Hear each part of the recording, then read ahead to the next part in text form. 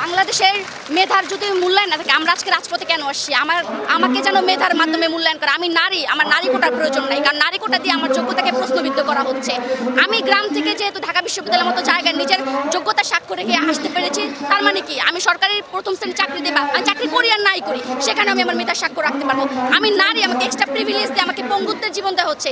আমি কোনো কোটা চাই না। শুধু না, আমরা শুধু সবাই ভাবতেছেন মুক্তিযোদ্ধার কোটার বিরুদ্ধে আমরা কথা বলছি। আমরা শুধু মুক্তিযোদ্ধার কোটা না, আমরা এই বৈষম্যের 56% কোটার বিরুদ্ধে কথা বলছি। দেখুন, মুক্তিযোদ্ধার 30% কোটা, তাদের তৃতীয় প্রজন্ম যে এই কোটাটা পাচ্ছে, তারা কি অনগ্রসর জাতি? তাদের এই 30% কোটা কেন দেওয়া হচ্ছে? তারও একটা ব্রেইন আছে, আমারও একটা ব্রেইন আছে, তারও শরীরে যে কয়টা অঙ্গ প্রত্যঙ্গ, আমার সেই কয়টা অঙ্গ প্রত্যঙ্গ। আমি যদি আমার মেধার স্বাক্ষরে ওই জায়গায় যেতে পারি, তাহলে সে কেন পারবে না? তাকে তো বরং আপনার এভাবে খাবার তুলে দিতে দিতে তাকে আপনি একটা পঙ্গুত্বের জীবন দিচ্ছেন না। আমাদের কথাটা হচ্ছে, আমরা মেধার ভিত্তিতে শতভাগ আমরা নিয়োগ চাই, শতভাগ। শুধু এই চাকরির ক্ষেত্রে না, সকল ক্ষেত্রে, বিশ্ববিদ্যালয় পদ্ধতি থেকে শুরু করে সব জায়গায় আমরা আমাদের মেধার ভিত্তিতে মেধার স্বাক্ষর রাখতে চাই। আমরা কোনো বৈষম্যের স্থান আমরা এখানে মানব না। আমরা আজকে রাজপথে নেমে আসছি, আমরা সমস্ত বৈষম্যের বিরুদ্ধে লড়াই করব। 18 যে পরিপত্র ছিল, সেই পরিপত্র আবার পুনর্বহাল করতে হবে। আমাদের দাবি এটুকুই। এখন জন্ম সনদ দিয়ে খোলো বিকাশ স্টুডেন্ট অ্যাকাউন্ট। নিজের বিকাশ নিজে কর। আমাদের দাবি হচ্ছে, আমরা যে অবৈধভাবে যে কোটা প্রথা যে আবার পুনর্বহাল করা হচ্ছে, আমরা তার বিরুদ্ধে আন্দোলন করছি। আমরা মেধার ভিত্তিতে চাকরি চাই, আমাদের দেশ গড়তে চাই মেধার ভিত্তিতে, কোটার ভিত্তিতে নয়।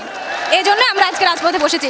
আগামীকাল হাইকোর্টের রায় রয়েছে, আমরা সেই রায়ের বিরুদ্ধে আন্দোলন করছি, যাতে করে আমাদের ছাত্রদের পক্ষে, আমাদের মেধার পক্ষে আন্দোলনের যে মেধার পক্ষে রায় হয়, সেই প্রত্যাশাই করছি। ঢাকা বিশ্ববিদ্যালয়ে কেন্দ্রীয় লাইব্রেরির সামনে থেকে আমাদের আন্দোলন শুরু হবে।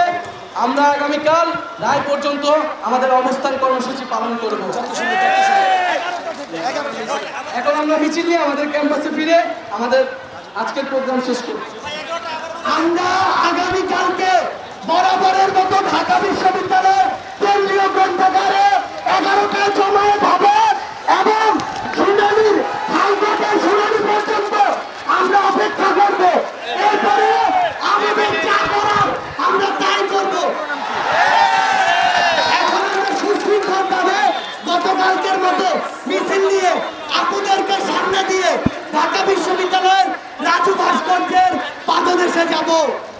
আগামীকাল 11টায় আমাদের অবস্থান কর্মসূচি ঢাকা বিশ্ববিদ্যালয়ের কেন্দ্রীয় লাইব্রেরি থেকে শুরু হবে। আমরা সবাই আগামীকাল আসছি তো।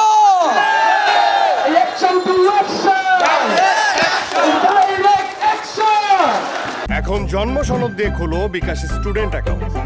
নিজের বিকাশ নিজে কর।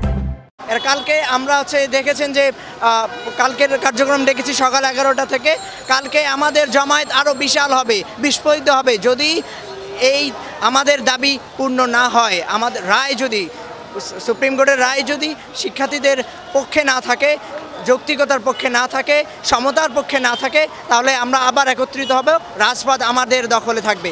তাদেরকে আমি অনুরোধ করব যে আপনারা নিজেদের স্বার্থটাকে কেবলই নিজেদের সামনে প্রয়োগ না করে বরং দেশের সার্বিক স্বার্থটাকে প্রায়োরিটি দিন, এবং এটাই সবথেকে বেটার হবে আই থিঙ্ক। স্বাধীনতার এই 50 বছর পরে এসে এখন যদি আপনি 30% কোটা দাবি করেন, টোটাল 56% যদি কোটাই যায়, তাহলে মেধাবীরা কই যাবে? ব্রেন ড্রেনের সংখ্যা বাংলাদেশে সব থেকে বেশি।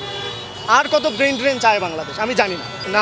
আমাদের যেই কার্যক্রম, এই কার্যক্রমেই বহাল থাকবে। আমাদের যে 4 দফা, সেই দফা বহাল থাকবে, এবং যতক্ষণ না পর্যন্ত আমরা পজিটিভ কোনো একটা রায় পাবো, ততক্ষণ পর্যন্ত আমাদের সেই কার্যক্রম বহাল থাকবে।